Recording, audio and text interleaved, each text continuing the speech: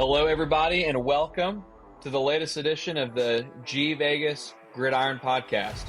We are joined today by a very special guest, a founding member of the league, a former league champion, an almost two-time league champion. Congrats, Elliot. Had to throw that in there, but we are so glad to have you on the show. Welcome. Well, fellows, it's very good to be here. I appreciate the chance to come and speak to you guys. I think I'm the oldest, right? Member of the fantasy league. I think so. The elder statesman. The elder statesman. That I deserve. That just means you're the wisest. There you go. You're just the wisest one here. Yeah. Yeah. Not about football, but other things. Yes. Yeah, sure. Yeah, we'll rock with that. In a minute, congratulations were coming in. Every few seconds, Jenny was like, "Can you finish this? I want to go to bed." And I'm like, "Yeah." It's just like one last play. They're probably gonna kneel, and they did not kneel. I could not believe that. That was absolutely the worst. So to be fair, that kind of set in motion what I'm living this season. I've been ahead in 3 games all the way through with the last minute. I mean, in last game to the last second, and I keep losing by crap calls or fumble recoveries. I don't understand. Well, I was just about to ask you. So you had talked about how horrible Congrats Elliot was, and that to have that happen in a championship game is quite frankly stunning. I think if that had happened to William, he probably would have quit fantasy football for life. But he would have been asleep. He would have been asleep. That's right. He would have known. But the last 2 weeks for you have been, just a shock to have lost to Luke the way that you did with Zaven Collins getting hurt. Which, by the way, I think he had a couple of sacks, maybe even a fumble recovery this past week. So he was 1 week late in his big-time performance for you. But then even this week, it looked like you had it in the bag the whole weekend. Yeah, I don't want to brag about my team, but usually when you look at projections, I'm ahead in almost every game, and to be 5-4, whatever I am, it's just I don't understand it. Truly, these losses have been brutal. I lost to Chuck by 4 points. I lost to Luke by less than a half a point, I think, or half a point, and then I lost to the new guy Bob by 4 points, and he switched. I had actually seen that I had won. I was telling James, I went back to my lineup for next week just to make sure I had everything prepared. And I went back and he had flipped. And I was like, what? And now the hardest thing this Monday was I could not get Monday Night Football. So I had no idea what was going on. I was trying to follow it on ESPN, but they were, once the game was over, I didn't get any more updates as to why it had switched. That's why I asked the question on the chat. What the heck? I was ahead. Anyway, I'm not complaining. It's part of fantasy, and it's just heartbreaking when it happens to you. And I had another season like that. I remember you and James. Remember that? I think 3 seasons ago, I lost like 4 games by 5 points total or something crap like that. Anywho. Yeah. Yep. 2 years ago. Yeah. So we've asked some of the elder guests of the podcast kind of their fantasy history and see what it used to be like before all the cool tech toys. So what is your intro to fantasy football or any fantasy sports, and kind of what were the sites and setups like back then in the olden times? We actually, back when I was carving stones with my knives. Yeah. My first fantasy experience was when we started, G Vegas back in the day. Okay. James needed an adult to sign up into ESPN accounts to get that started. So I said, I'll jump in. That's awesome. So I mean, I love that. Of course, that's another point of connection with you kids, because a lot of the kids that we were coaching and they were in high school were in the league, right? And then we start adding more people as kids did not get into it or whatever. They just they jumped and then I don't like it. But we start getting some pretty good competition. Some adults, obviously as you guys were growing in your knowledge of the game, it was a lot of fun to watch. And it got to the point that you guys surpassed me. I have no idea who the players are anymore. I can't tell you who plays with who. Who is WR1, who's R1. I have no idea. I have to look at, okay, who are they? I'm constantly double checking as to see who are they trying to trade, because I have no idea who he is. Well, I asked you and I were talking in trade negotiations, trying to figure something out a few weeks ago, and I said something about DK, and you're like, who is DK? And I was like, DK Metcalf. He's on your team. You have it. Oh, that's funny. Yeah. I was like, because I call him Metcalf. I don't call him DK. I had no idea. I'm not up to. That was very funny. Oh, I have to say that was hilarious. DJ and Libby and I have been working on some incredible trades at the very last second. Nobody wants to give up the one key player that the other one needs, and they all fall apart. But we had DJ and I had a three-way trade going that we almost had with the now defunct Iceman. We thought we had it done, and it would have been a really sweet trade, but he pulled out in the very last second. But both DJ and I had already. It was 3 players each, so it would have been a 9. Trade. Ooh. Dang. Oh. Yeah. Oh my goodness. Yeah. But we'd that would have been the first 3-team trade in league history if that had happened. Yeah. And 3 players. It is funny because Bob mentioned that in the podcast. He was like, I think one happened. Or was it? Yeah, Bob. I think Bob did mention it. Yeah. Yeah, I was like, I didn't see one. Yeah. Well, but he must have looked at the old communications. He must have looked through that. Yeah, so when you propose a trade until you accept it, it doesn't show up to the rest of the league. Yeah. So yeah, we almost had it. I thought that would have been a real. Yeah. But listen, I mean, let's make it happen. Go ahead, John. Let's workshop it. That's right. No, I was going to say, Elliot, DJ, I know you're listening. Let's make it happen. Let's talk, fellas. We're close. The 3 of us are close. Trade. I think it's too late. It's never too late. Now, we've talked about some of your more painful fantasy memories from the past. What about some of the great fantasy moments over your 15 seasons here in G Vegas? I mean, there have been quite a bit. I obviously enjoy winning. I mean, one of the things that the curse of the Figueroa, boys is that we absolutely hate losing. So even when I'm not hitting a stride and it's mediocre, I don't like it. I can't like Monday night. I could not sleep like 3 a.m. because I lost that stupid game. But on a fumble recover force, whatever. So. But I have to say, memories that were super cool. Seeing Corbin win his first season, that was awesome.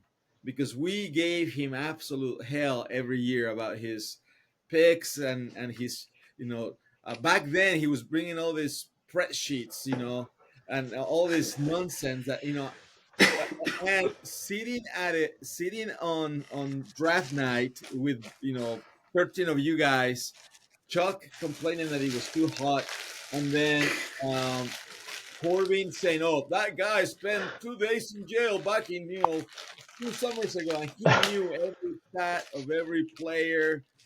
It was fascinating to watch. So that's a very special memory. I love Rory winning. That was awesome. I thought that's a great after so many years of trying, and he that was pretty cool to watch him win that one. And again, seeing you guys grow up. Libby, you joined the league fairly early on, right? Because you were dating Alyssa. Yeah. Says he would probably like playing, and so you've been a member for 12, 13 years. Am I right? Something like that. It's been a long time. Yep. 13 years. There you go. Yeah. So that's what I want to say. That's crazy. I hate hearing the stupid comments that some of the newbies think that our league was not competitive back then. That's a bunch of BS. Just the fact that the 2 or 3 think they are football experts. Well, how do you justify James winning 4 in a row if it wasn't? Hey, I used to have a lot more time for this stuff. Yeah. Yes. Well, and back in the day too, remember how high the scoring would be? Like the points would just be through the roof. It was insane. Yeah. Was it like punters or kickers that got like points per yard or something? Yes. There was kickers would get like QBs. 100 points. Yeah, QBs as well. It used to be 1 point per yard, and so pretty much the scoring. Seriously, like the scoring now, if you multiplied it by 10, that's seriously what it would be. Because if you got to 2,000 points, that was a doable and a great game for you. Whereas the average is probably somewhere around like 1,600 points. Like it pretty much like it was what we have now, but multiplied by 10. It was like scoregami every week. That is awesome, dude. I remember quarterbacks going like 500 points. Yes. What is happening, dude? This is crazy. It's so funny. It's kind of unique because obviously it's like not that different than just regular scoring when it comes down to it. But just talking to other people, being like, "Oh, dude, I had a great week. I scored 100 points." And I'm like that's it? like that's so bad. Yeah. Like even did you get 100 defensive players. Yeah. Getting 100 club is like a tenth of a point. Yeah, it's different. Our league is very unique. It's what makes it fun. Yeah, I love it. Well, and this podcast episode is unique because we have 4 of the oldest members in the league. 3 founding members, and then John, who joined just 2 years later. Yeah, 13 years is still one of the oldest members that we have active in the league, which is awesome. Now, John, we've seen it grow tremendously. Yeah. Did you really join because you enjoy the fantasy, or because you were trying to score points so you can date my niece? Because that has to be out there. I mean, probably both for sure. But I've been doing fantasy football. I remember in 7th grade, on Sunday mornings before we would have Sunday school, and in one of our and our Sunday school teacher at the time, he worked at the church, and so we would have Sunday school in his office. And before we started our lesson, we would each log onto his computer, check our fantasy team, and place, make sure we have our starters in place before. And so it'd be like 8:30 in the morning, and we're all in his office talking about fantasy as a 13-year-old kid. It's my turn. I got to jump on his computer next. And I was absolutely hooked. That's awesome. Hilarious. I remember quite similarly. So growing up, we were going to Heritage at the time, and Ricky's parents lived pretty much right next door to Heritage. And, church would get out, I don't know, maybe 12:30-ish. And it was all right, can we get over to Ricky's house so that we can make sure we're good, start the day the right way. That was a lot of fun growing up. Those are great memories there with Ricky living so close by to church. That was a lot of fun. That's hilarious. That's awesome. Elliot, talk to us. Tell me about your team this year, man. Obviously, you're 5-5. Honestly, probably should be 7-3, right? Because those last 2 losses have just been absolutely brutal. But is that did you have any expectation coming into the year of kind of where you thought you'd be? Or are you kind of are you pretty happy with where your team is at? No, absolutely not. I hate the fact that I'm 7-3. 5-5. I should be 7-3. And if I take that chalk loss, because that truly again was like in the last I think it was Kansas City gave the second running back two touchdowns in a row in the last 2 minutes of the game. And like, you gotta be kidding me! I was ahead the whole game. Even James and I were texting. And we said, I think I got this one in the bag because I was like 10 points ahead. And then 2 touchdowns back to back with this guy. I can't remember his name.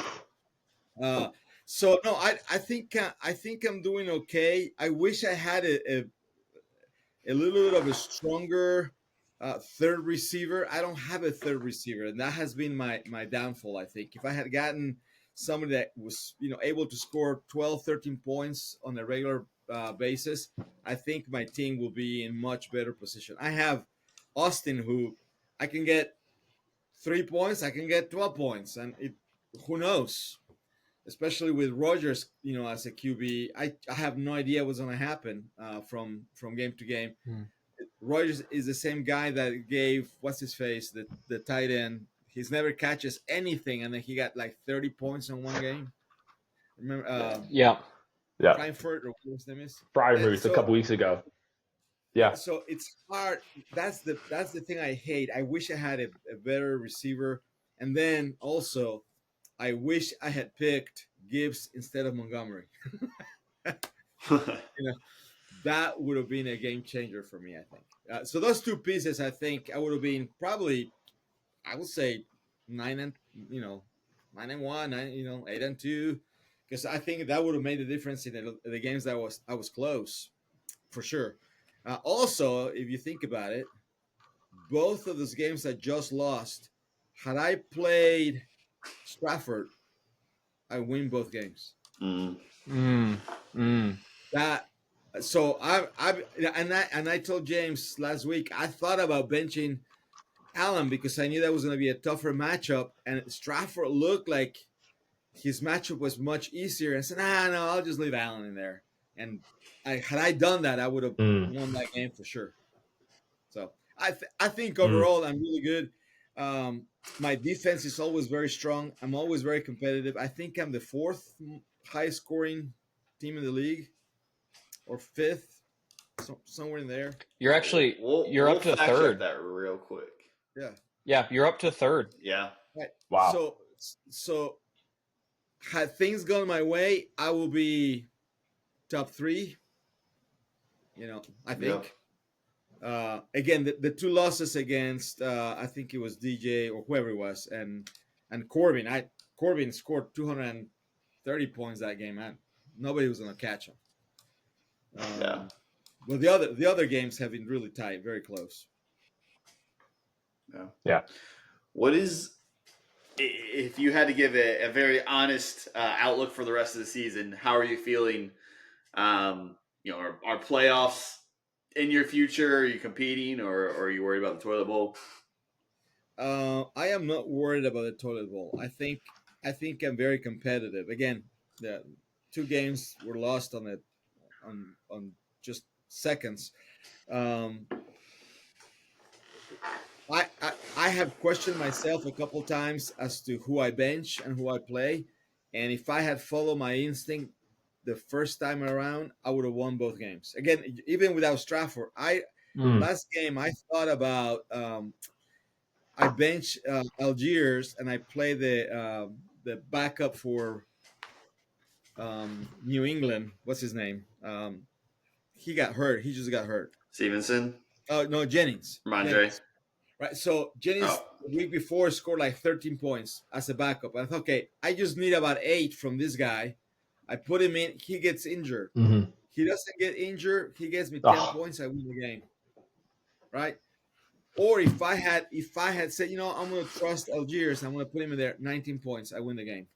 So it's been one of those where twice 2 of my running backs got hurt in the first half of the game, and I lost both of those games. So I think if I can stay away from those kind of mistakes, I'm very competitive, and I should be in the playoffs. Okay, I'm not worried about Kurth catching me. He's nothing. Well, I do I hate that we're in the same division because makes my path a lot harder every year. I know. Yep. One thing that's interesting looking at your schedule is, you have some big wins over some really tough teams, but then when I look at the losses, Maverick obviously a decent team, but I think losing to the South Georgia Catfish, losing to Chuck's team, which really, since he beat you, has lost every game after that, and really regressed heavily from scoring that 205. But then also you lost to DJ in there as well. I feel like your team may be playing to the level of the opponent a little bit there. I hate to say it, but yes, it feels that way. And again, I wish I could control some of this. Like right now, I'm projected to win next week, right? 61-39. There should be no way freaking Tank catches me. And you watch, he's gonna have some looser guy light it up for 50 points, and I lose the game. Well, with your remaining schedule, so that a win against Tank for Arch, I would say, is mission critical for your team, because after that you've got Children of the Corn, a possible division decider against Cox on Top in week 13, and then you end the season against the Bull City Bots. Yeah. So 2 of the top 3, 3 of the top 5. Oof. And seriously, I get that, and I said that a couple of weeks back in the chat. I see that, but I am not really afraid of. They're not outscoring me necessarily. I mean, Ricky, yes, he's higher than me in scoring, but I mean, it's all about the matchups that week. If I can pick the right players, I win those games. So I have faith that I know I can take Ricky out of that. I mean, I think I can beat him on that game. But right now, without looking at all the players, I'm projected to win that one, right? With Kurth, it's closer, 57-43. Ricky, 78-22. And I know he has players in bye, either two, but I think I can win. I think I can win that one, potentially. Well, and I will say, too, with really in your position, you need to be worrying about just winning your division and getting into the playoffs first and foremost. When you look at the competition you have, Chris, I don't mean this with any disrespect. Chris isn't going to catch you. I mean, he's 2 games back, but I don't see Chris catching you.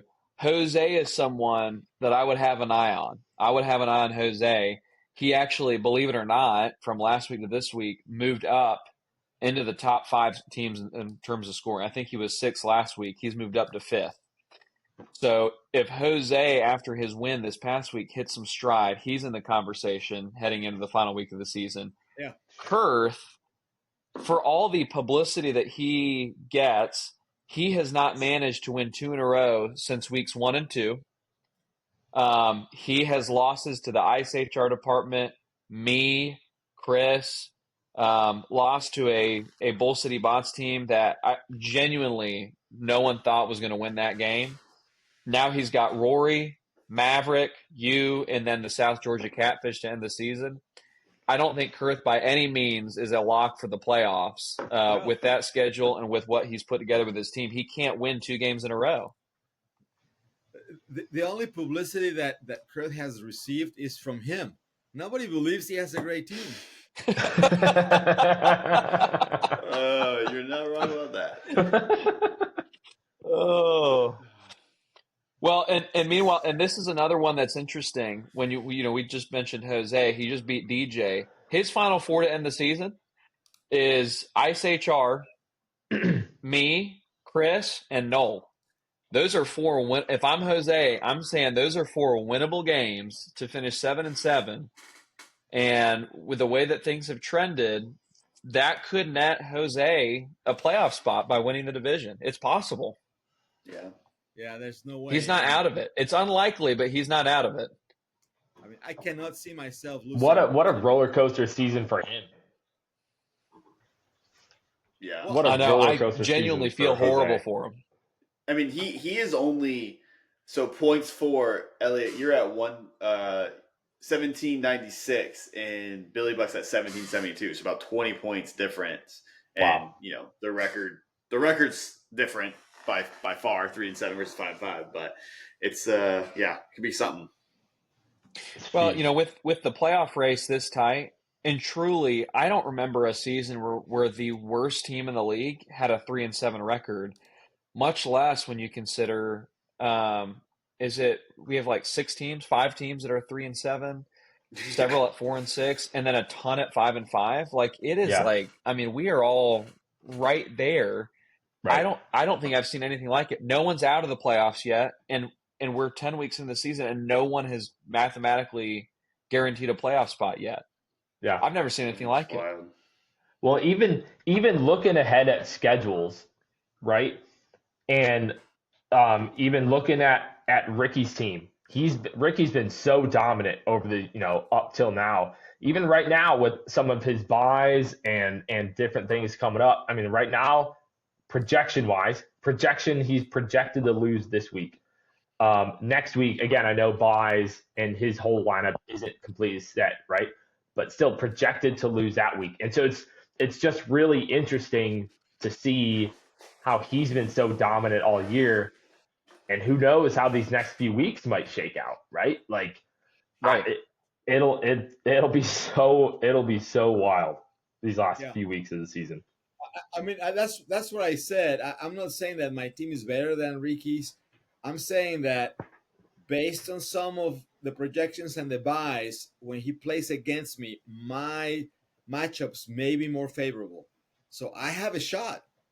I'm not saying I want to win it outright. Yeah. I'm not auto dub. I'm just saying I think it's gonna be a competitive game, and I could take him. If I take him, then my play of lifeline is much stronger. Yeah. Yep. Yeah, 1,000%. Well, and I think in talking about the playoff picture and games coming up, let's take a look back now at this past week. I mean, what a week this past week was. I don't want to talk about last week. Yeah, I mean, I know last week was tough for you. I'll go ahead and kick us off with the commissioner's game of the week, and also before we get into that, my condolences to the entire Dolphin Death organization for yet another commissioner's curse that took a victim. I cannot believe it. That game looked like an absolute lock last week. You were projected to win by 34 points. Your team underperformed by 19. His overperformed by 18. I mean, that was wild. Just brutal. That happened. I still can't believe it.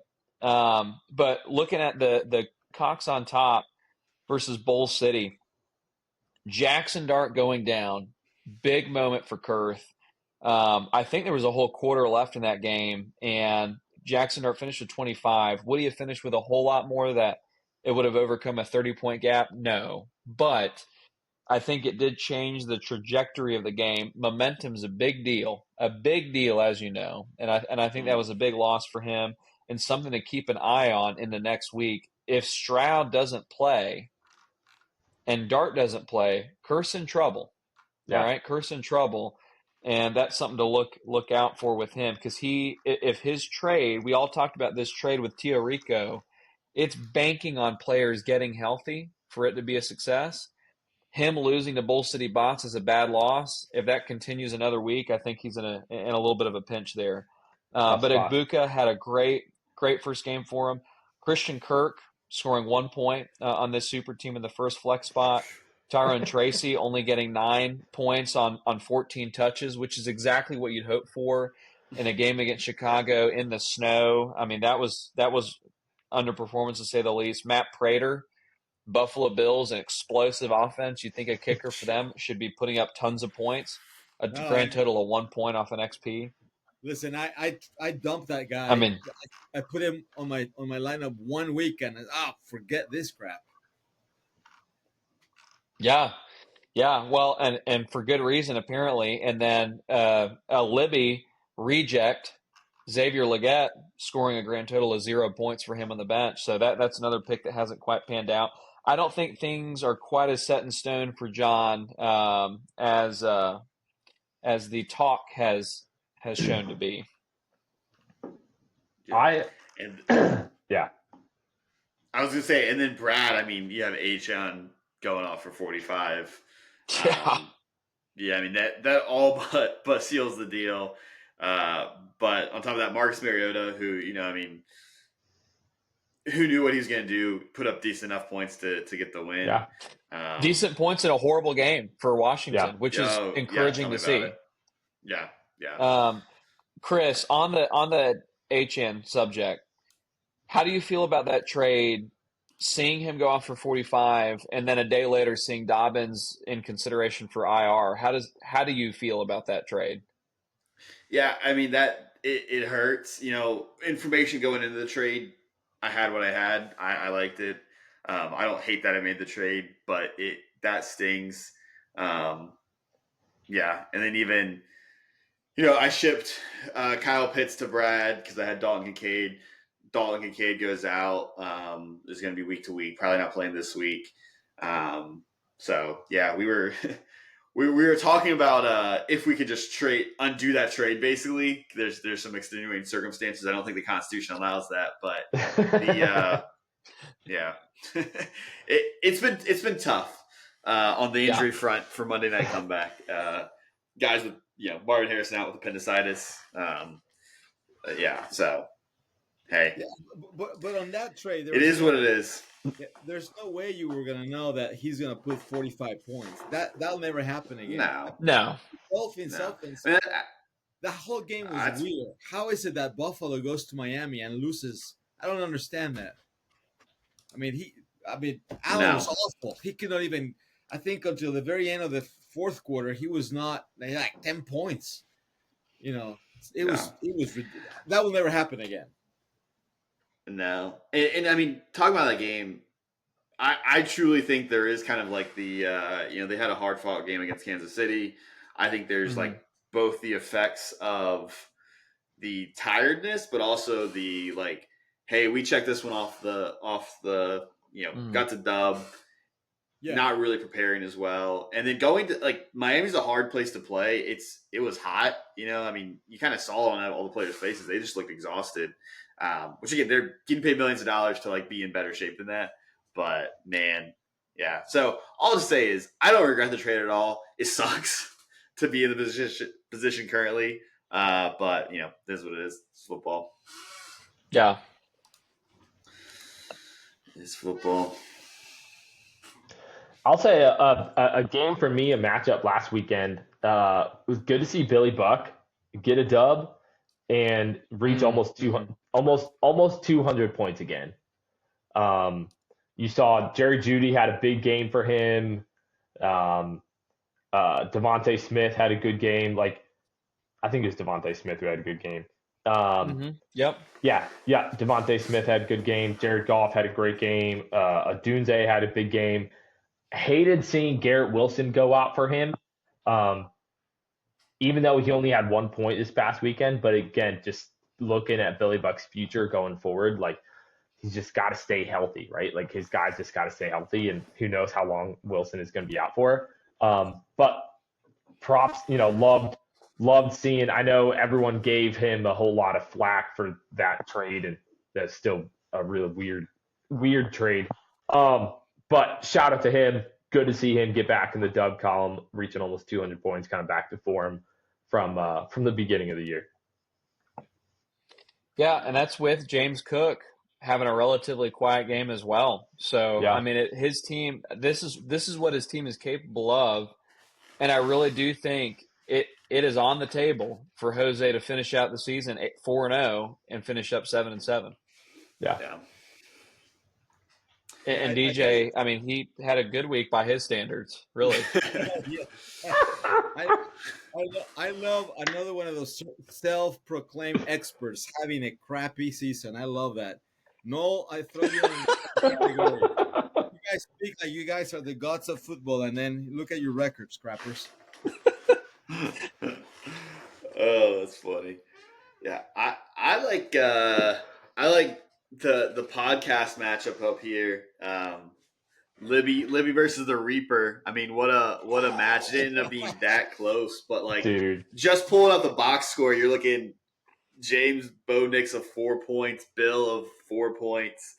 Your guy that did me in manga Gigi 10 points, and then Alec Pierce, JSN, DeAndre Swift, and then the big one, Trayvon Henderson, Freaking alive. So oh my gosh, what dude. a match! What a match! And I mean, Jamar Gibbs like went crazy, and then just doesn't really matter. So that's a matchup right there. Now I seriously. Go ahead, James. Go ahead, Elliot. Go ahead. I was gonna say, I mean, I'm hoping and praying that that's not gonna be the end of my Stevenson's, 12, 15 point a game. But it looks like we're not gonna get that RB1 again. I think that's done. This could have happened 2 months ago. If Mike Vrabel wasn't so stubborn, this could have happened back in September. He's a tremendously talented player, way more talented than Stevenson. And I just don't know why he hasn't gotten the chance until now. I'm so grateful. I actually had Hendo on my bench Sunday morning. I had actually benched him. Who did I play? Oh, Darnell Mooney, who finished with 2 points.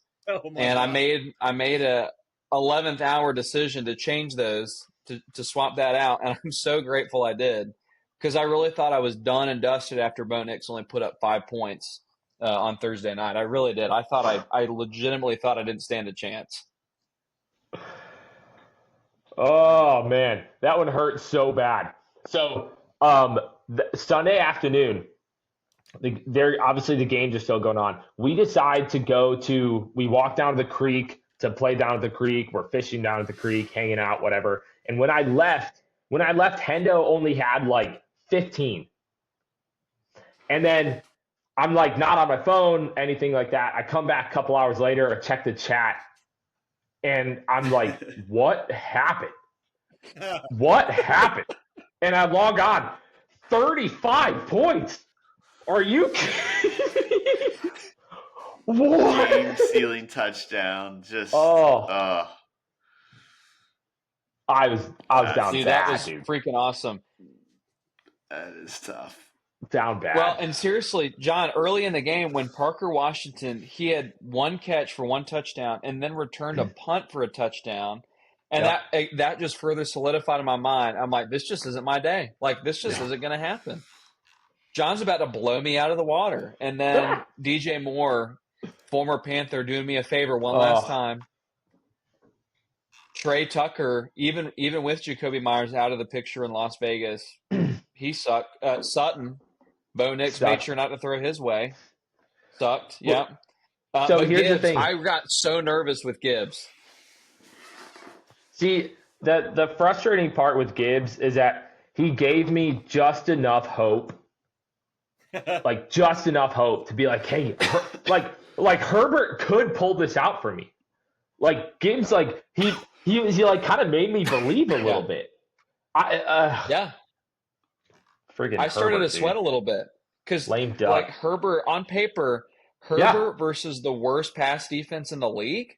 Right. He could have put 30 points. Right. Yeah. Yes. He should have easily had 30. Yeah. What about, John, did you consider having CJ Gardner Johnson playing? I did. 16 on the bench. I mean, I did. That's almost the difference. That's almost it right there. Yeah. So I was debating about putting him in for Mike Jackson, the Carolina DB. But I was like, no, like they're playing New Orleans. They're playing Tyler Shuck. Last week, Shuck threw like 3 picks. Jackson almost had a pick last week against Jordan Love. I was like, no, I'm feeling pretty good about, like, I think I'm going to keep Jackson in there. Yep. Like, So you're playing What? That's crazy. Oh, that was so brutal. But like here's the thing. Sutton, Tucker, and DJ Moore had 7.9 points combined between the three of them. Two of my defensive linemen, two of them outscored three of my receivers. Defensive linemen, man, outscoring receivers.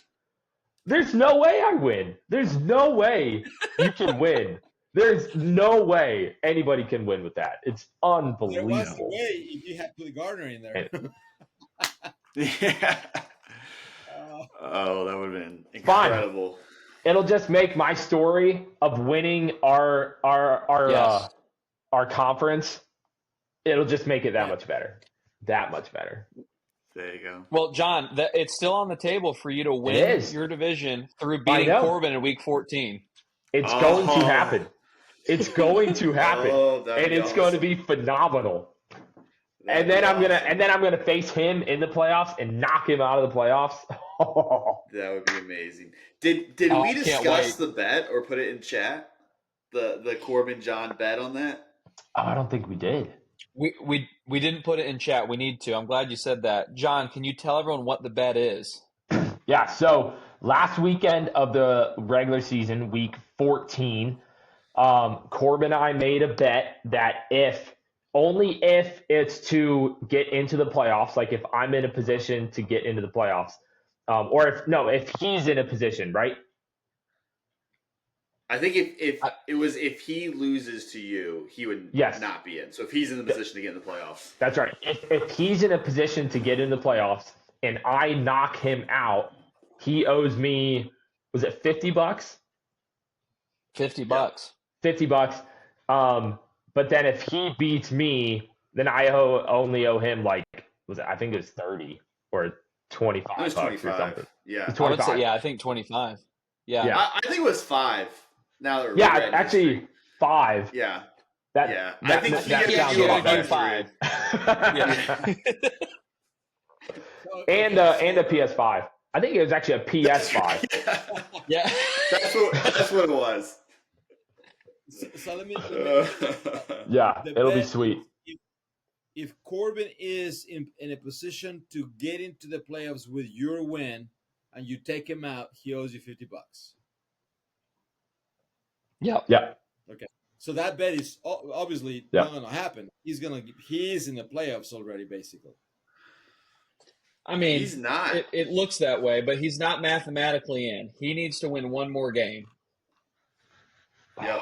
Especially because Ricky, both of them 8-2 in the division, so he's not going to secure the division. We'll probably secure division or wild card, but it's possible.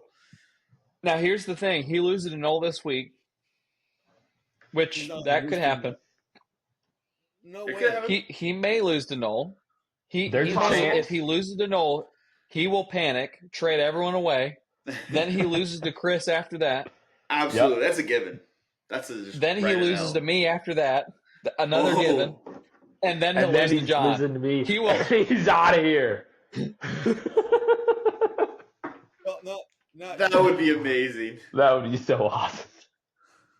The projections are that he will lose to Noel.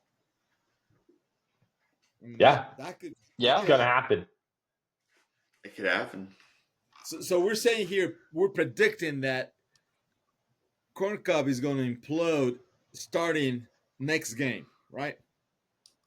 Yep. We are naming and claiming. Name and claim. Lord Jesus. Name and claim. I want it. Implosions. Implosions on the North Korean Kims. It's bound to happen sometime. That's hilarious. Any other games from this past weekend that you guys want to talk about?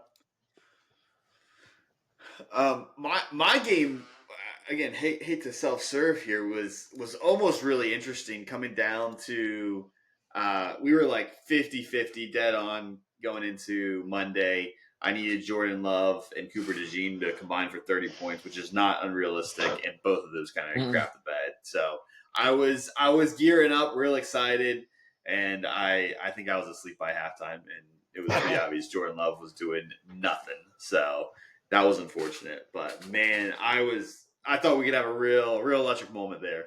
I was excited. Chris, what stood out to me from your team when I look at Marvin Harrison's stat line, 3 catches on 12 targets. Yeah. And I can't help but think about, even if he had caught 4 or 5 more of those, I mean, that may have been most of the difference, if not the difference between winning and losing right there. Yeah. And even, I mean, like you mentioned, like Dobbins went out in the middle of the game, I do believe. Yep. Kincaid went out. And just, Jordan Love didn't, but stunk. Yeah. And didn't Dorian Williams get hurt too? Yep, sure. One thing that stood out to me about your game, Chris, is how 2 trades from with your trade that we had talked about earlier and Noel's trade with Ricky when the Kamani Vidal for Christian Watson trade, because Watson did nothing and Vidal went for nearly 22.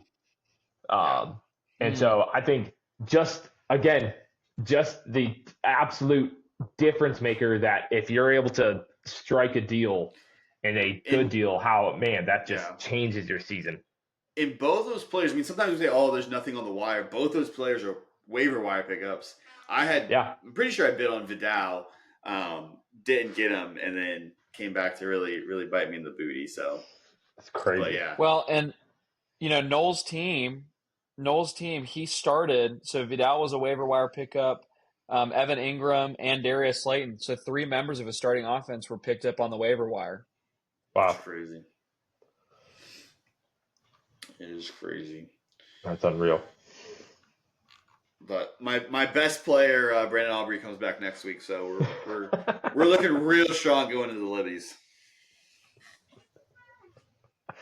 Please God, just no more like 70-yard field goals. Please. If that's the difference maker, and if I end up losing because Aubrey hits like a 70-yard, I'm done. I'm done. Oh, I would love that. Oh my gosh. You've been done for the game, done for the league, done with your life. All of it. Let's start with done with my life because we'll start there. Should we have a moment of silence for you and everyone else? I will say this too. Aubrey plays Monday night. Oh, it's gonna happen. I can just see. It's gonna happen. Line up for a 70-yard field goal. I'm down by like 5 or 6 points, whatever it is.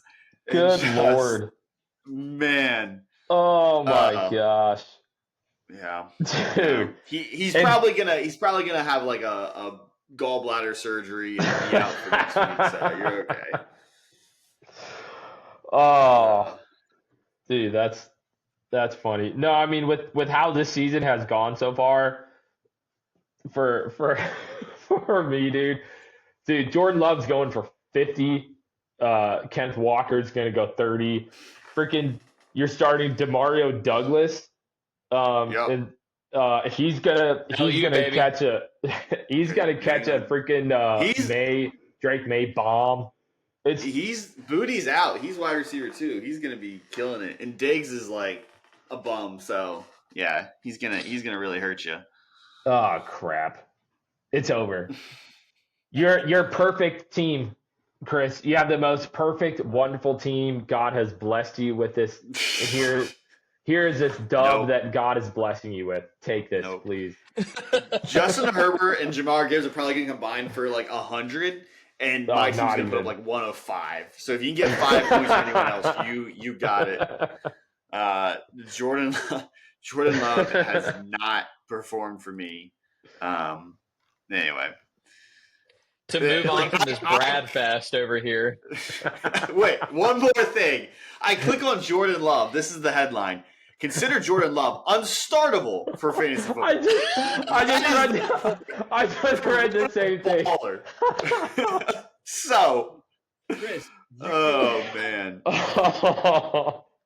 remember, we tried. What? Stafford? Yeah, you said no. Yeah, you went like A-chain for Stafford. It wasn't happening. And you traded. It wasn't happening. Oh my goodness. I got Jordan Love for B-Rob. Oh, no, Debo. Debo. Yeah. Right. And at the time, we all thought that Chris had acquired the NFL MVP. There we go. Wow, just another thing that we were completely wrong on. Stafford and Austin for Debo and JJ. Anyway. Another game I want to call out is the North Korean Fighting Kims versus the ICE HR department. Had really high hopes for Tio Rico in that one, projected 188. Ended up scoring 145. Oh. North Korean Fighting Kims projected 173, scored 165. Pretty much everything went the way that Tio Rico needed it to in order to get the win. Hurts held to 15. McCaffrey held to 16. Bayshaw Tootin held to 2. Addison held to 5. Like, no one on Corbin's team did exemplary well except Will McDonald, defensive lineman, who got 15 points. But Tio Rico's team completely failed to show up. His defensive lineman, opposite Will McDonald, got half of a point. Nick Chubb, 6. Hunter Henry, 1. Romeo Dubes, 1. New acquisition, Jordan Mason, who we gave up Egbuka for, got 4.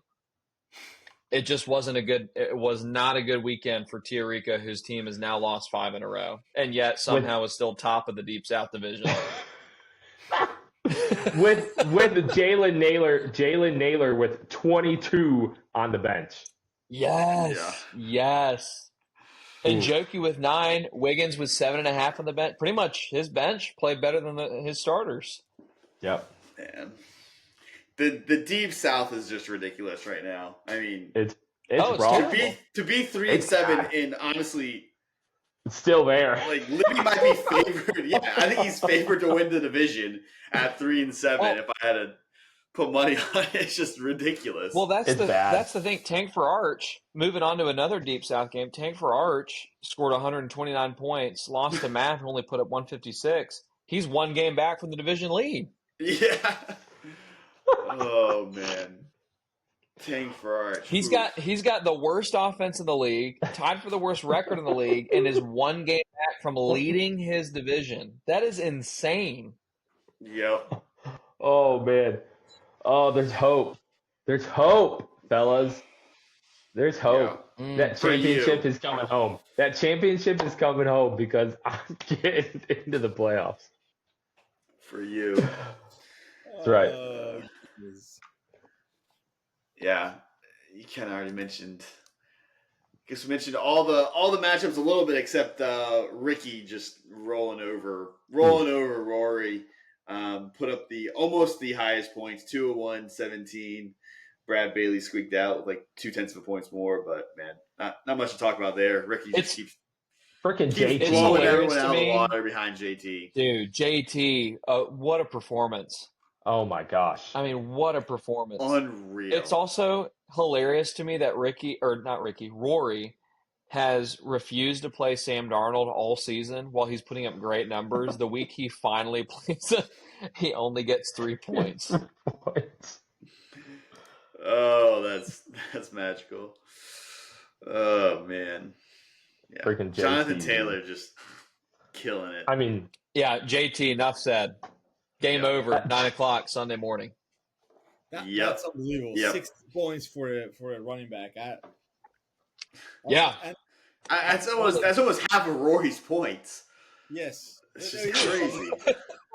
He won the game because you take anyway. But what's funny is how much grief we gave him at draft night for. Oh yeah, 100%. Well, the number one overall player in fantasy. Yeah, I will say this though. Ricky has also done things that have not panned out. So Right. we can't always say he picked Justin Fields super early last year. Like he hasn't always been right. But this one, I mean, home run pick. I still hate And I will JT. say in Ricky's defense, because Chris is right, but in Ricky's defense, I think he gets it right more often than he gets it wrong. Yeah. I generally feel like he is usually a pretty strong manager in the league. And I normally trust him up until this year when he pooped all over the Colts offense all summer long and then took only Colts players in the draft and is winning the Maybe league. he's a genius. That was part of his Or a plan. liar. That was part of his plan. Just dropping all this like, oh, nobody dropped any Colts players. They're terrible. Nobody take them. Nobody take them. Yeah, seriously. Man. Legitimately, my draft, I crossed out every Colts offensive player because of what I'd heard from Ricky. Yeah. I remember thinking about taking Michael Pittman. And I was like, no, it's like it was in the back of my head. Like, oh, he's a Colts player. Yes. Daniel Jones. That whole organization is a mess. I'm staying away. Like, they're about to implode. Yeah. You just felt like the locker room was falling apart thanks to Ricky. Thanks a lot, Ricky. Well, just remember, Thanks he a still lot. has not won a championship yet. So that's all I have to say. Not yet, but it looks likely. Not yet. Not yet. We cannot call him the god of football until he wins one. True. Which Rory has won more championships than Kurth and Noel. Which right now, as it still stands, Rory is still the god of football. Yeah. Of fantasy Yeah. football. For a few more weeks. Yep. I mean, he could make it into the playoffs, fellas, and make a run. He could. It's possible. Anything's possible. Yeah. Anything is possible. Yeah. Good. Not if Libby has anything to do about it. It's not happening. It's not happening. It's happening. Oh. Anyway.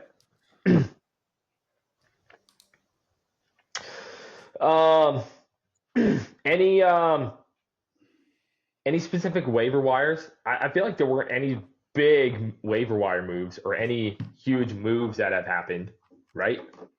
Unless I feel like all the big spenders' budgets are gone, and now everything's kind of at a normal amount. Yeah. Inflation's dropped tremendously in the last few weeks. Shout out Donald Trump. No, one of the big moves that stood out to me, and I thought this is a really shrewd decision and a great move that we could look back on and say that move prompted a championship win. Okay? When I look at the acquisition of Jameis Winston to the Golden Reaper, that's one that fuels me. It fuels my soul. Seeing him line up, potentially getting the nod this week over Bo Nix. We're still praying about it. Do it. Famous Jameis, if he plays at all, he has the potential to put up 35 points a game. Guaranteed. Dude, he is so fun to watch, dude, because you don't know what's going to happen every single time he drops back. You have no idea what to expect. He is a great fantasy quarterback. He is a great. That's the thing. I would not want him at my team, at my franchise. But in fantasy, I want him on my team. Oh, man. He is awesome, dude. I think the rich are getting a little bit richer. Ricky picking up Chris Godwin could be a great move. We don't, Mike Evans is out. Like, we don't really know, but for $7 and I mean that again could be a huge move. Not that Ricky needs any help, but I wish I would have put a bid in from him for sure. I didn't even know he was available.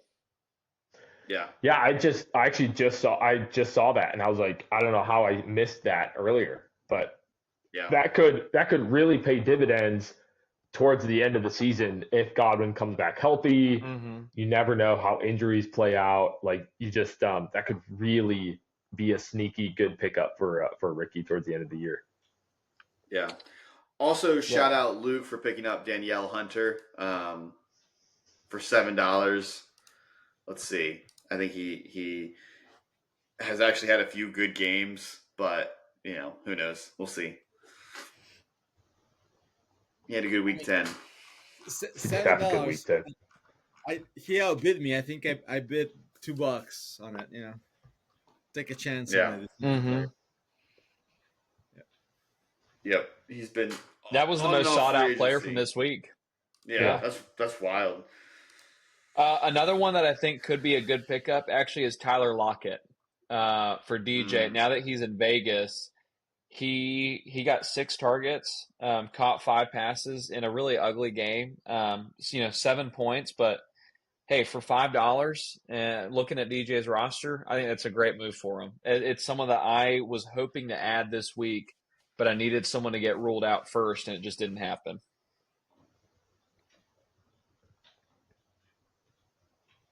Yeah. Nothing crazy. Yeah. Yep. All right. Should we look ahead to next week's games? Yeah. Let's do it. Next week's games? Commish, what do we got, man? Game of the week. All right. Who are you calling? Game of the week this week. A rematch of the most famous game in G Vegas Gridiron history. The Bad News Baby Mamas versus the North Korean Fighting Kims. I cannot wait for this matchup. Oh my gosh. I hope Corbin's ready because Noel's going to come prepared this weekend. And Noel, by the way, is projected to win 190 to 179 currently. When I look at the matchups there, Aaron Rodgers gets a juicy one against Cincinnati. Javonte Williams gets Las Vegas. Very likely the Cowboys could be rushing a lot in that one. But McCaffrey gets Arizona, and that's another one. That's a great matchup for him. I think it's going to be a very high-scoring game, but I do think that Noel comes out with a victory in this one. Yeah, I mean, you're right. Just look at the matchups all the way down. I think this could be the highest scoring game of the season by far. Yeah, but I mean, Corbin has 2 empty slots, so I mean, you put another 12 points. These guys are even, right? I just don't see anyone on Corbin's bench that I think he'll drop. I was about to say, but will Corbin fill those 2 spots? Looking at his bench, he's got plenty of rookies. I don't think he does. Okay, now, he might get arrogant, think that he can afford to drop a game, and that starts the 4-game spiral. Oh, please, God. Please, Lord. Wait, I cannot. Let's make sure that I win my bet, right? Because we bet, what was the bet? That Corbin was going to win more games than DJ. So I got to keep that up there. Are you on the Corbin side? See, I'm on the DJ side, believe it or not. I was on the Corbin side. I'm very, very happy to see Corbin drop the I mean, when he starts going through a spiral, I think that's going to be a super close game, closer than we think. Yeah. Yeah. But who do you think's going to win? Do you have DJ or Corbin? Or I'm sorry, Noel or Corbin? I'm going to give the edge to Corbin on this one. Wow. Just because McCaffrey can, put 25 or 40. I mean, I don't know. Yeah. It's close enough that it's not, The question is London healthy enough to play full strength? Because that's another guy it's unpredictable. He can put 16 or 20 or 30. Very unpredictable. Yeah. Or 0. Yeah. Yeah.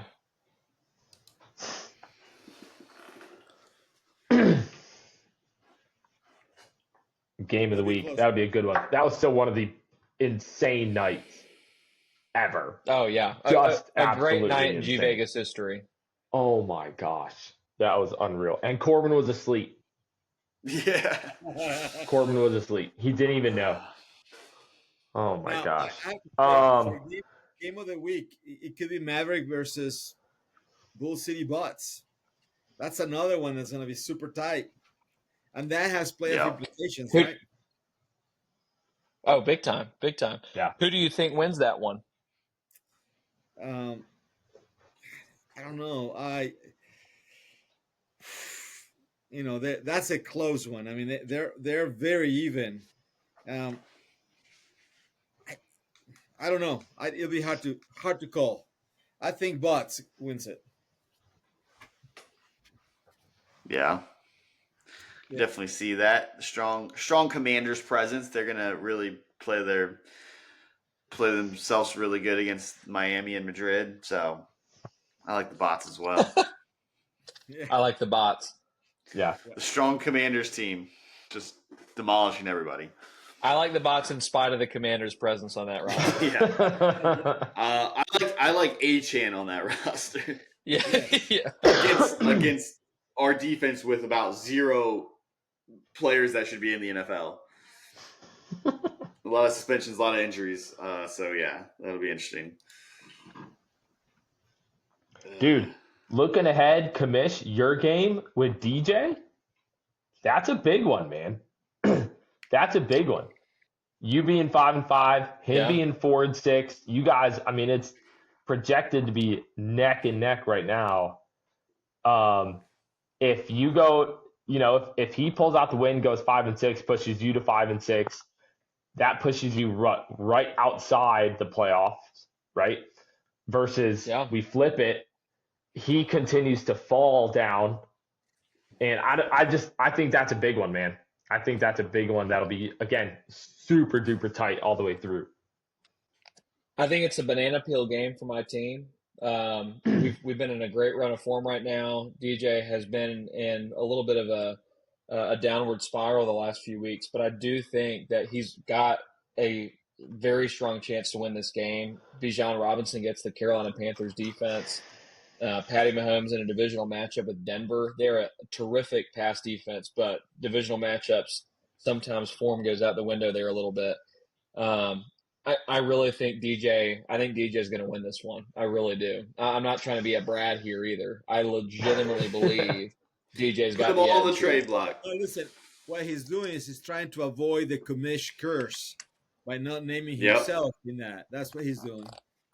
In fact, my commissioner's lock of the week, DJ to beat me. There it is. I don't know, man. I think looking at your team and who you guys have matched up against. I mean, you got Hendo against the Jets. You got CD against Las Vegas. Obviously, JSN is going to ball out. Miami's run defense. I mean, yeah, sure, they held James Cook last week, but it's Miami. You don't know, right, if they're going to show up. Plus, they're playing over in Madrid. So what?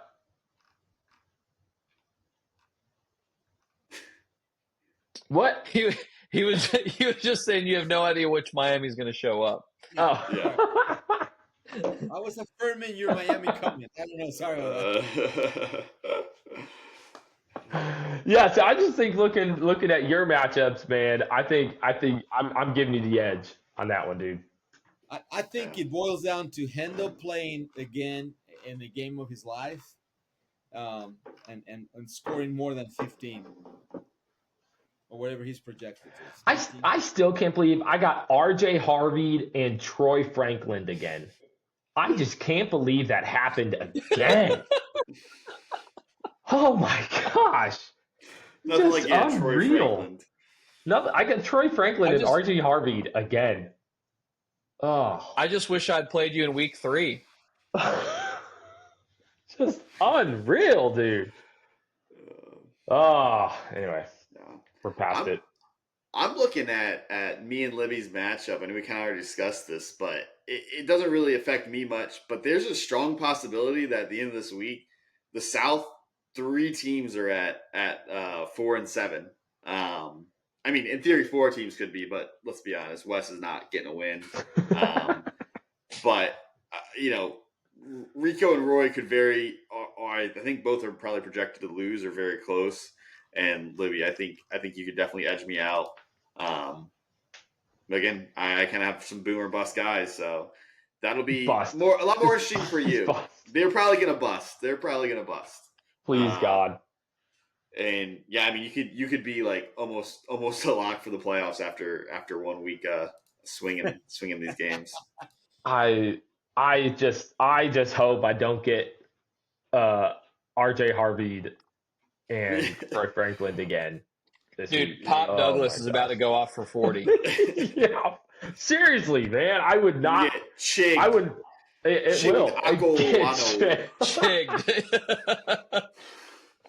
Okay, here's another thing. If you have the reputation for being RJ Harvey and Travion Hendoed, the one that I would look at then is actually Brian Robinson. I could totally see CMC is an injury waiting to happen. He goes down in the first quarter. I'm waiting. And then Brian Robinson gets that juicy matchup with Arizona. Oh man. And then CMC comes back the next week and is totally fine. That's right. Brian Robinson doesn't see the field at all the rest of the year. No, I need CMC to get hurt more like week 16. Now, that being said, I'm picking the Libbies to beat Monday Night Comeback. Too much of a Commanders influence there on Monday Night Comeback that concerns me greatly. Yep, I'm picking that. Let's go. Half my players will probably get ejected in the first quarter. Hey, Detroit started that, by the way. But 100%, but whatever. Another matchup that's really catching my eye this week, and there's a few that, quite frankly, look shocking to me when I'm previewing them. The South Georgia Catfish are currently projected a 60% chance of victory against Children of the Corn. Yeah. I cannot believe what I'm looking at right here. But then when I click on the matchup, Ricky doesn't have any starters out. Like there's no empty slots in his lineup. But Indianapolis has a bye, and what do you know? He's got 5 players on his bench that are Colts that are now on a bye. So South Georgia's catching Ricky without JT, without Warren, Pratt, Latu, Abdullah, I mean, whatever. But those 5 guys that usually start for Ricky make a huge difference. I think this is prime opportunity for South Georgia Catfish to pick up a massive win in the playoff race. Yeah, that's very steal a win here. Yeah, very doable. Because even last week, Pratt finished with 9 points. Latu only had 2. Obviously, JT, and then Warren had 14 last week. And so, I mean, between those players, obviously last week, JT, whatever, but he's the number 1 overall guy. So between those 4 players, I mean, that's anywhere. I mean, that's 80 plus points, which is crazy. Yeah. Well, and can we talk too about Bob? What Bob has done with this South Georgia team has been incredible since he got here. The trade that he made with DJ, he picked up Jesse Bates. All right, now that was probably a minor part of that trade. Jesse Bates last week, 1 week after the trade, went off, outscored his previous season high by more than double, 16.5 points there from Jesse Bates, 9 tackles, a forced fumble, and an interception. That's now 2 straight weeks that he's had a pick since Bob traded for him. Man, I'm telling you what, Bob with a full offseason under his belt, I think is going to be dangerous next year. I think the signs are already there. It's scary. You just need a little Atlanta love. That's right. That's all it is. With Bob being a big Atlanta guy. Yeah. Just some Atlanta love. That's right. I think another matchup for me is, I mean, talking about Billy Buck again, as of right now, projected to get smoked by Rico, man. I mean, again, the story of Jose's season so far has been just an absolute roller coaster. Puts up 200, nearly 200 last week, and then this week projected only score 166, and to lose, that's tough, man. That's tough. Yeah, but Lamar, in that projection, Lamar's projected for 30 points. I don't think he's even practicing yet. I think he's supposed to play, but even if he's playing, I don't see him hitting that projection. I say that he'll probably go off for 60. But I think it could be slightly closer than those projections. Sure. Just based on that alone. That's a good call. Well, but if Lamar doesn't play, his backup is Purdy. Purdy might not play. True. Yeah. I mean, that would change the game. Yeah. Could be a hurt. And for Hoseki, that's another thing. He has Flacco as a QB right now. When Goff is at 24, like 6 or 7 points higher, and Flacco is questionable. So yeah, it's closer than it looks. Mm-hmm. Yeah. Most definitely. But that being said, I think Flacco gets 30. If he plays, he gets 30-plus points against Pittsburgh. He's had 3 straight games of over 30, and I think he does it again in a divisional matchup with a terrible pass defense. I think Flacco's the right play there. Yeah. Just throw the ball to T. Just feed T. Just throw it up. Yeah. Yep. It is a Billy Buck picked up Flacco for $50. I think we kind of clowned on him, but if he's able to pull something off this season, that's the pickup of the century. Yeah. I'm picking Billy Buck in that one. Yeah. Let's go. I think so as well. I think Let's Billy go. Buck takes it. Yeah. I'm rooting for you too, Billy Buck. I'm rooting for you, dog. Of course you are. You need him to win. I need him to win. Dolphin Death, I mean, your game this week, that should, knock on wood, I mean, that should be it. Let's just not talk about it. Auto dub loading. Auto dub loading, dude. No. I mean, that's speaking of auto dubs loading, Kurt's in a tough spot right now. Jackson Dart most likely out. I think he is out. No quarterback unless I'm missing him here on the bench. So he's got Stroud and IR, but Stroud's questionable. He had but concussion he wasn't at practice today. Yep, and he was not at practice. In fact, I think I saw that he was still showing symptoms today. So he probably there's no way if he still showed symptoms, he's not playing. Kurth might be QB-less. Yeah, he might be QB-less, and if he's that's a loss then. I mean, if he has no QB, he doesn't win that game. Period. Yeah. That is tough. I wonder if we'll see maybe some moves made there. Kurth, I need you to win. I mean, hey, I need you to get a dub. No, I Kurth, if you're watching this podcast, famous Jameis is on the block. Bryce Young is also on the block. Bryce Young is also on the block. I'd actually be more inclined to give up Bryce, frankly. Oh man. I mean, I thought I sent you a pretty fair offer earlier today. Yeah, John sent me a great trade offer for the Saints tight end 3 and QB 3. Oh, there you go. Taysom Hill for Bryce. That's right. He's 2 positions. Dude, 2 for 1. 2 for 1. Kind of like our friend Travis Hunter. Exactly. And I know how high you were on Travis Hunter. So I'm looking out for you here, James. That's right. That's right. So glad I didn't take Travis Hunter, by the way. My goodness. I thought about him in the first round. So glad I didn't take him. But no, I think you beat Tank for Arch. I think it's a lot closer than the projections say. I mean, I just don't – I think Josh Allen bounces back in a big way for you. Yeah. But I think there's too many question marks in the rest of your offense right now, but I still think you get the win. Yeah. I don't love that you're starting 2 Pittsburgh wide receivers together. That's the one thing that I'm like, I don't love seeing that. Yeah, that's the one thing I wish I had a chance to change, but I don't have anybody. Yeah. I don't have any other receivers that are well. Maybe you can deal with Kurth and get a wide receiver from him and give him Stafford. Not bad. Or Allen. Get a top wide receiver and trade away Allen maybe and play Stafford because he's been pretty awesome this year. Yeah. It's there. Who knows? Make it happen. Make it happen.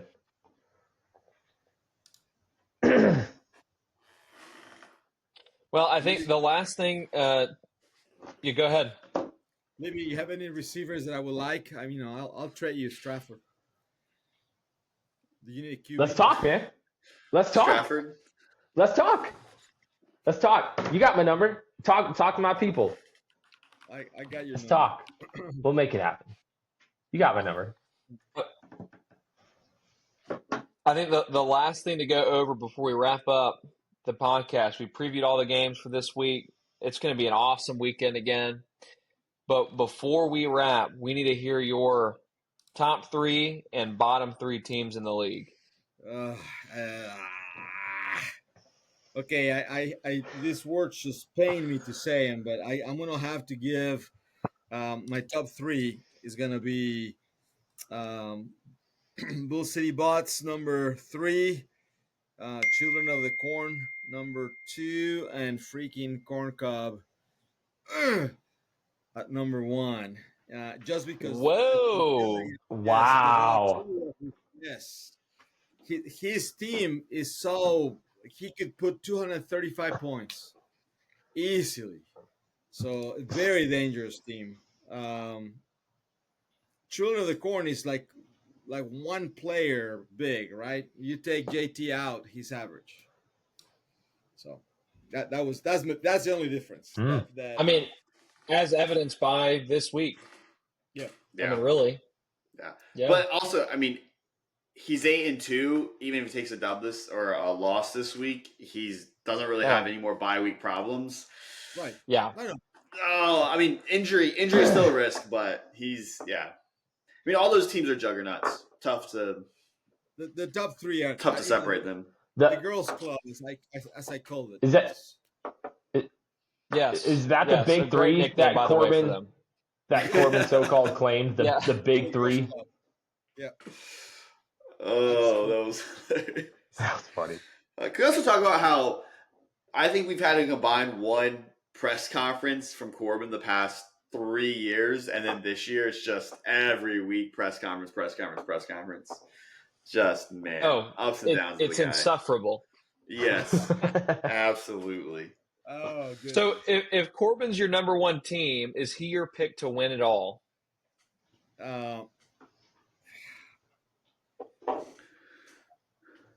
Don't say it. No. Don't say it. I'm not gonna say it. I think he's gonna be in the final. I'm not gonna say he's gonna win it, but I think he'll be in the final. So who does he lose to in the final? Obviously, I don't know. I can see the brackets, but I mean, it has to be one of the top 3 teams. I think he loses against Bots or Ricky. But I think he makes the final. Okay. So on the inverse side of that, the bottom 3, who's most at risk for the hot dogs? There's so many out here in the bottom. I think Wes definitely is down there, already savoring and buying his condiments for his dogs. I think there's no way he's not gonna stay down there. I'm gonna think. Chris, you could be down there. I gotta be. No, I am. Levy, you're the bottom 3.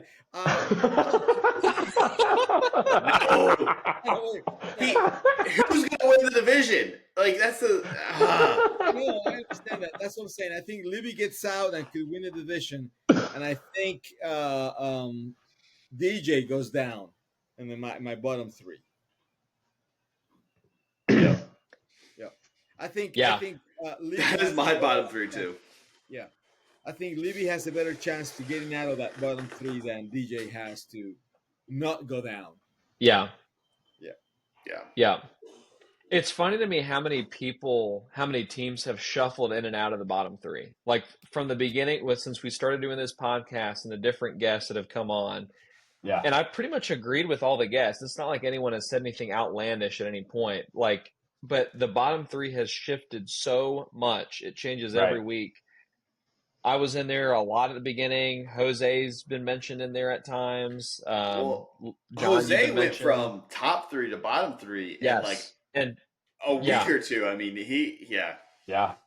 Well, and I don't think we're far off from ICE HR department being thrown into that conversation as well, and Rory being sucked back down there as well. It's basically whoever gets out of the Deep South. Yeah, whoever makes the Deep South playoffs, the other 3 are going to be the toilet bowl teams. That's what it is. The Deep South, it is like the winner of that division, they're going to lose first round of the playoffs no matter what, and it's just at least we're safe from the hot dogs. No way. No way. We're making the playoffs. We're making the playoffs. We're naming and claiming we're making the playoffs, and we're making a run, man.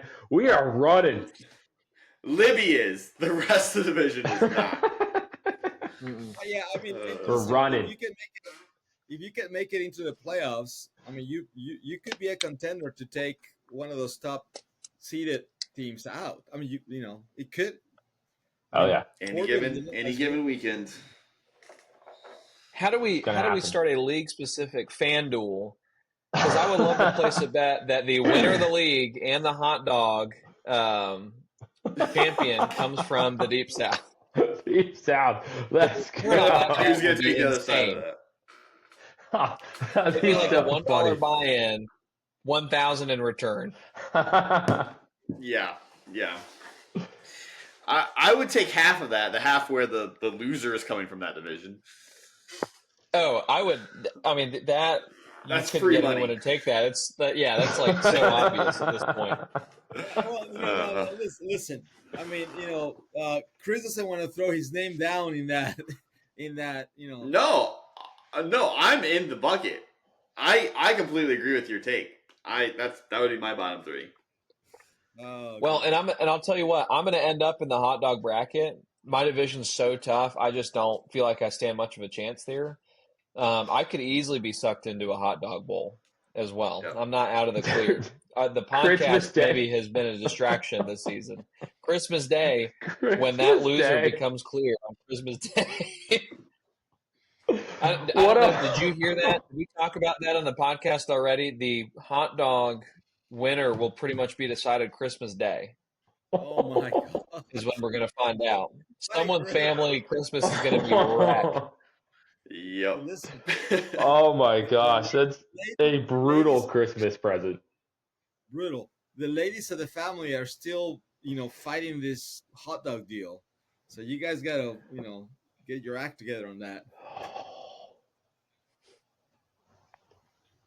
Don't worry. They're all afraid that we're all going to die of a heart attack. Possible. I mean, don't lose. How much do you care about this league? I mean, it'll be brutal. That's awesome. It'll be brutal. It's good stuff, fellas. That's good stuff. What a great episode, Elliot. This was awesome, man. Congrats again. Great episode. Congrats again on a good season so far. Congrats, Elliot. Congrats, Elliot. Shut up. Congrats, Elliot. No, this was awesome, fellas. I'm glad, Elliot, I'm glad you're able to jump on with us. Great weekend of football ahead of us coming up, and it'll be an exciting last month of the regular season. Hard to believe. Freaking believe. Hey, while we're on the last month, let me just, this is Commissioner now with a little bit of an announcement. Just a reminder, trade deadline is approaching in 2 weeks. All right, so we got 2 weeks to get all your trades in. Once that deadline is here, no exceptions. My goodness. Dang. Starting to sweat a little bit. I need a receiver. Yep, your teams are locked in. Thanksgiving, your teams are locked in. That's it. At that point, you just hope and pray. Weeks have been any indicator, we might see a lot of action these next few weeks. I think we could. I really do. Yeah, I think we will. I think we will for sure. Trade lines are very open right now. For everybody. Yep. Yes. Right, Good deal. It was a great fellas, for being enjoyed it a lot of fun. I think yes, thanks for being on. Yeah, Thanks for staying up probably like 3 hours past your bedtime. I took a couple of Red Bulls right before I started, so just Yeah. That's awesome. All right, fellas. Y'all be good. Enjoy the weekend. And we'll see y'all soon.